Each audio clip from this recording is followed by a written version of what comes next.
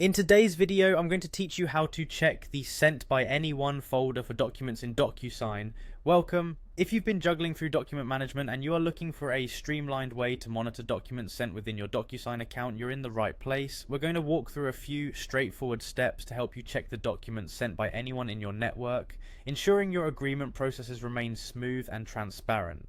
Let's dive right in. First, open your web browser and head over to the DocuSign website. DocuSign is renowned for being the #1 tool in electronic signature and intelligent agreement management.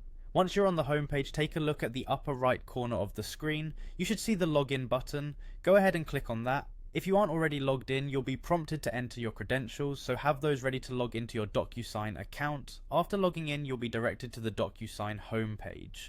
Now, this is your central hub for all things related to your documents and agreements. To proceed, you'll want to navigate directly to your agreement section. In the menu bar, either at the top or side, you should see an option labeled Agreements. Click on that and it will take you to a more focused view where you can manage your document workflows more efficiently. Within the Agreement section, locate and select the Sender tab. This is essential because it filters your documents to show those linked to specific senders. Once you're there, you'll want to focus your attention on the Sent by Anyone option. Selecting this will give you a comprehensive overview of documents that have been sent by any user within the system. It's an invaluable feature for keeping tabs on shared documents and ensuring nothing slips through the cracks. And there you have it, your document management just became a lot simpler. By checking the Sent by Anyone folder, you can easily maintain oversight of all documents traversing through your DocuSign account.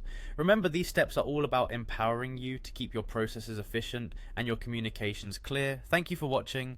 If you found this tutorial helpful, don't forget to subscribe and click the notification bell for more insightful tutorials like this. Until next time, happy documenting.